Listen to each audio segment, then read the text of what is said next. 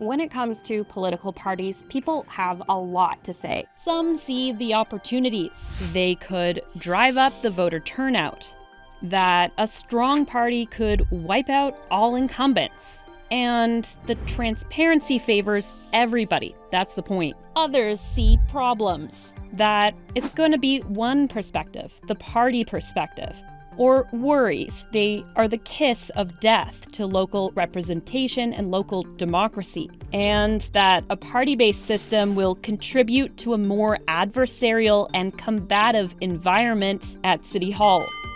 And one thing that's just not true. This is the first time in Alberta's history candidates for City Council will be able to run with political party affiliations. More on that later. But first, what parties actually mean for elections and democracy on a municipal level.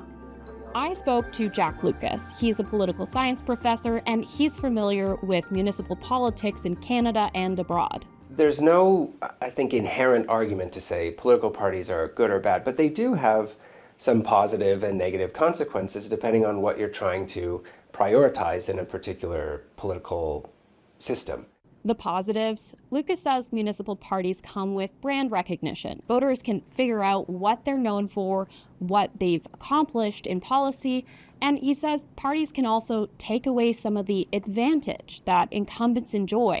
Parties have emerged because they play a really important role in the function of modern democracies. When you have huge populations, you need to organize yourselves into coalitions or teams. His one big negative: partisan bickering. There's a tendency for political parties to want to make everything into a partisan issue. That's the old line. This is not a partisan issue, it's a nonpartisan issue. Running on a party platform isn't necessarily a ticket to City Hall for candidates in this fall's civic election. 5 of 12 aldermen on the last council won under party banners. That's right. Calgary, Edmonton. Both cities have had municipal parties before. Lucas says they emerged after the First World War and were active through to the 60s and 70s. There's a paper trail in the Calgary Herald and city archives. Historian Harry Sanders is digging into these now defunct municipal parties. Knowing the history of a certain thread really contextualizes it. It really tells you this is not new. It's a response to something of the present. It's of this moment, but it's not unprecedented. For the most part, during that period, there were two main factions: the Labour left and the business right. This Herald article from 1934 lays out that the Labour Party stands for the protection of our helpless, our unemployed, our hospitals and health services.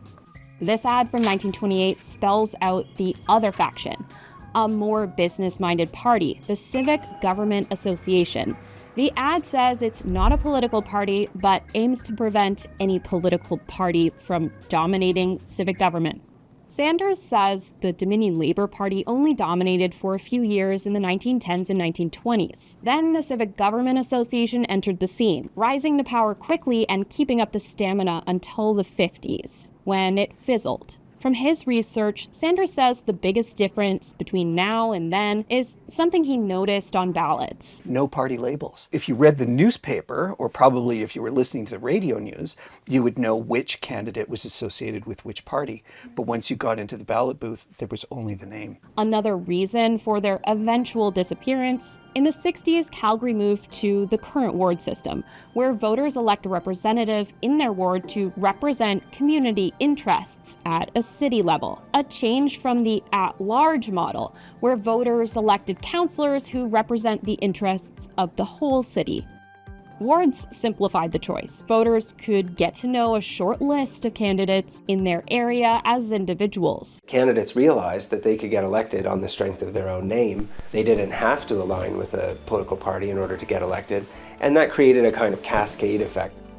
Lucas says the inner workings of parties back then and today are not always top of mind for voters. Ultimately, it's about what are you going to do as an elected representative? Do you align with my values, my policy priorities, my preferences? Do I think that you're a person who's capable of getting work done, meaningful work done in office? When the province floated this idea of political parties in cities a few years ago, this survey from 2023 showed most Albertans wanted candidates to run as individuals, not members of a political party. Alberta municipalities called it out as partisan politics where it doesn't belong. Calgary's mayor at the time, now a mayoral candidate in this election, echoed the sentiment. There's no room for party politics when we're going about the business of fixing potholes.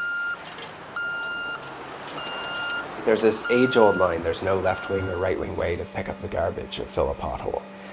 And in a way, that's true. But actually, even these kinds of issues can be structured into ideological disagreement or partisan disagreement. I think that part of the question of whether a political system should have parties ought to be left up to the candidates and the voters in those communities. They can make that decision with their votes, with their choices as candidates, and that's what we've seen in Calgary in the past. And in a way, that's what we're seeing now. Lucas says the answer, whether Alberta cities are still against the idea of political parties, will be in the choice voters make election day. Independent, party, or a candidate that resonates.